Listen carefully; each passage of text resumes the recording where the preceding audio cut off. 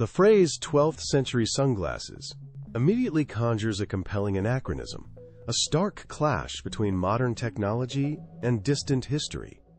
It sparks profound curiosity, challenging our perceptions of technological progression and the ingenuity of early human civilization. But what does this provocative notion truly signify? Is it historical fact, a misinterpretation, or a compelling thought experiment? Today, we embark on an intellectual journey to dissect this concept, exploring the architecture of medieval vision and optical innovation. To understand 12th century sunglasses, we must first appreciate optics and vision correction in the early medieval world. For millennia, humanity relied on natural light, often struggling with deteriorating vision.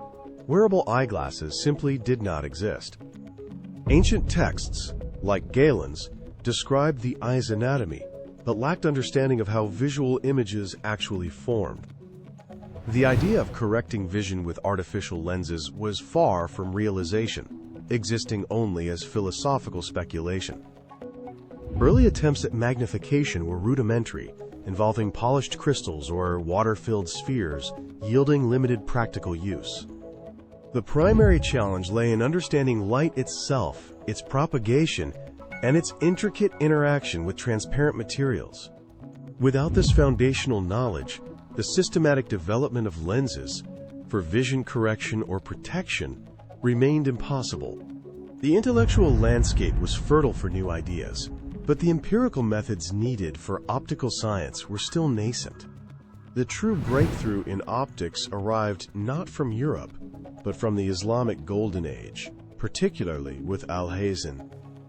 Writing in the 11th century, his Book of Optics profoundly revolutionized our understanding of light and human vision. Al-Haytham demonstrated that light enters the eye, rather than emanating, reversing centuries of misguided Aristotelian theory. He conducted meticulous experiments, exploring reflection and refraction, and mathematically described how lenses could bend light. While al-Haytham never created eyeglasses, his theoretical framework laid indispensable groundwork for their eventual invention.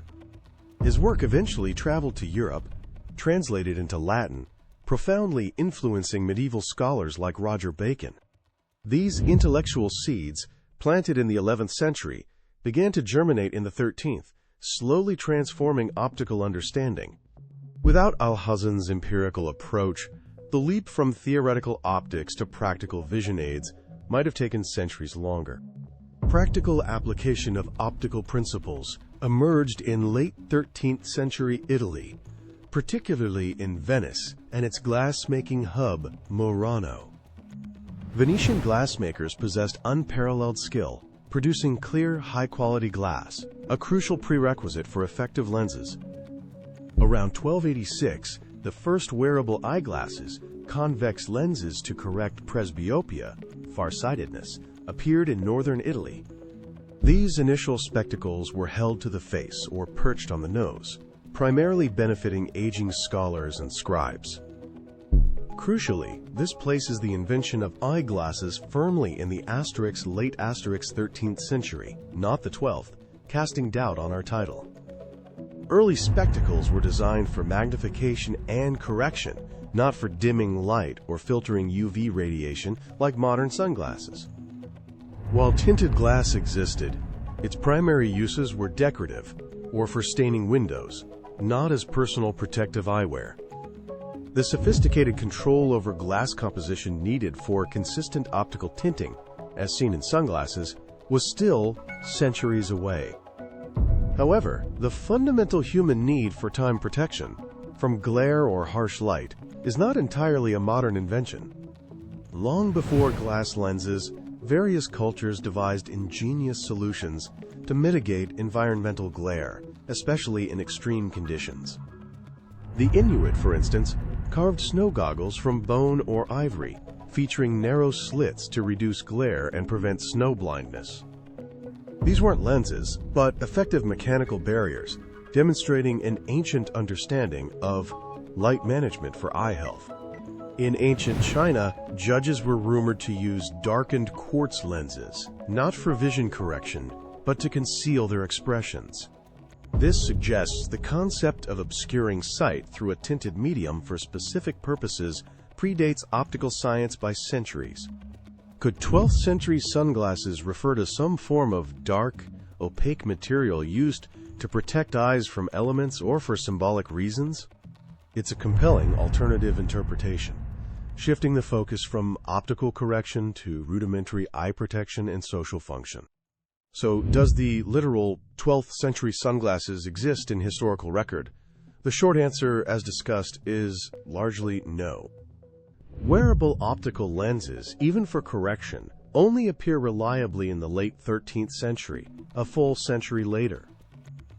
The phrase itself likely arises from a conflation of early optical discoveries with later innovations, perhaps a romanticized historical anecdote.